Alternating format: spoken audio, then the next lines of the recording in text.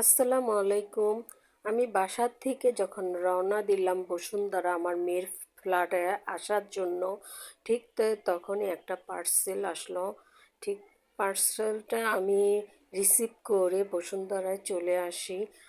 আর আমার মেয়ের বাসায় এসে আমি এই পার্সেলটা খুলছি। দেখুন আমার মেয়ের ফ্ল্যাটটা। যাই হোক, এখন আপনাদেরকে পার্সেলটা দেখাবো কি আসছে আর কে আমাকে অর্ডার দিয়ে এই জিনিসটা পাঠিয়েছে। আমি কিন্তু জানতাম না, এটা সম্পূর্ণ সারপ্রাইজ। পরে আমি এইটা খুলে দেখি। দেখুন, এখানে খুলে দেখছি।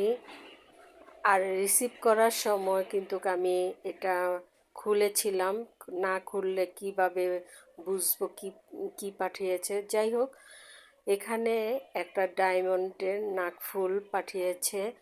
পরে আমি একটা চিঠিও ছিল, সেই চিঠিটা আমি পড়ার পরে দেখলাম আমার মেয়ে আমাকে তার ভালোবাসা দিয়ে যে এই ভালোবাসা বলতে কি, সে নিজের টাকা জমিয়ে তার আম্মুকে গিফট করেছে। আমি এটা কল্পনাও করতে পারি নাই যে ও আমার জন্য মানে ডায়মন্ডের একটা নাকফুল অর্ডার করবে। আর ও ভালো করে জানে যে আমি নাকফুলের আমার খুব ভাল লাগে, আর নাকফুলের প্রতি আমার একটা অন্যরকম মোহ কাজ করে। সেজন্য ও হয়তোবা এই জিনিসটা করেছে। তারপর আল্লাহর কাছে শুক্রিয়া যে ও নিজের টাকা জমিয়ে আমার জন্য এরকম একটা সারপ্রাইজ দিবে, আমি কখনো কল্পনা করতে পারি নাই। আর যেহেতু ও আমাকে এরকম একটা সারপ্রাইজ দিছে, আর এই ডায়মন্ডের নাকফুলটা পেয়ে আমি অনেক খুশি হয়েছি। ধন্যবাদ আবির মামুনি, তুমি আমাকে এত সুন্দর একটা নাকফুল উপহার দিয়েছো, তার জন্য অনেক অনেক থ্যাঙ্কস।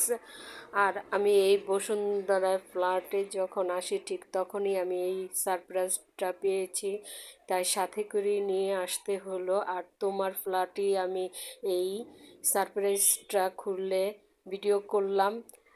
যাই হোক, অনেক অনেক ধন্যবাদ তোমাকে আমাকে এই ধরনের উপহার দেওয়ার জন্য। ভালো থাকবে সব সময়। আল্লাহ হাফেজ। আর তোমার দীর্ঘ হায়াত কামনা করি। তুমি সব সময় ভালো থাকো, সুস্থ থাকো, সুন্দর থাকো। এই জন্য তোমাকে মন থেকে সবসময় তোমার জন্য দোয়া ভালোবাসা রইল। তুমি ভালো থাকো। আল্লাহ হাফেজ।